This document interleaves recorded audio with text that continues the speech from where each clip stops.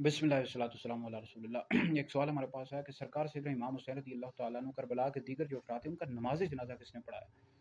देखिए, इस हवाले से किसी एक बंदे का नाम नहीं मिलता कि उसने नमाज जनाजा पढ़ाया हो, बल्कि इस हवाले से अलबिदाया व निहाया जिल्द नंबर 8 में मौजूद है कि जब शहीद किया गया सरकार इमाम हुसैन रज़ियल्लाहु तआला अन्हु को करबला के जो दीगर अफराद थे उनको शहीद किया गया, तो उसके एक दिन के बाद करीब ही एक जगह थी मकाम गाजरिया, वहाँ पर बनी असद के कुछ लोग रहते थे। उन्होंने आकर फिर करबला के जो अफराद थे शहीद हुए, इनको दफन किया।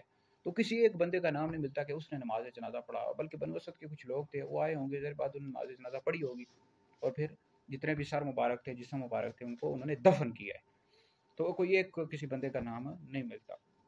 बहरहाल यजीद पलीद बदबख्त मलऊन ने सरकार सैयदना इमाम हुसैन रज़ियल्लाहु तआला अन्हु करबला के तमाम अफराद को इसने शहीद करवाया, और इसमें नबी करीम अलैहिस्सलाम के सहाबा भी शामिल थे। राज़ी शिये कहते हैं कि सहाबा नहीं थे, इमाम हुसैन रज़ियल्लाहु तआला अन्हु के साथ कई सहाबा इकराम अलैहिम रिदवान ने भी शहादत पाई है करबला के मैदान में। शियों ने अपनी किताबों में भी लिखा है, राफ़ज़ियों ने, फुरसानुल हिजाब में मौजूद है कि जो पहले शहीद हुए हैं करबला में हज़रत सैयदना असलम बिन कसीर अल अज़दी, मुस्लिम बिन कसीर के नाम से मशहूर रज़ियल्लाहु तआला अन्हु, इन्होंने भी करबला में शहादत पाई है।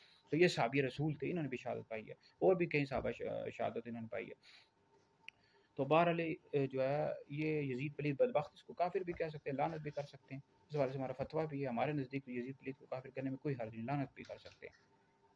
तो बाकी कोई मजीद सवाल करना हो इस हवाले से जो सहाबा इकराम अलैहिम रिदवान थे जिन्होंने करबला में शहादत पाई है, इस हवाले से हमारी यूट्यूब पर वीडियो मौजूद है, मुफ्ती दानिश हैदरी। आप इंग्लिश में लिखेंगे ना तो हमारी वीडियोज़ आ जाएंगी, आपको वहाँ पर ये वीडियो मिल जाएगी, कितने सहाबा ने शहादत पाई है। तो वीडियो भी देख लें, आपको मालूमात हासिल हो जाएंगी।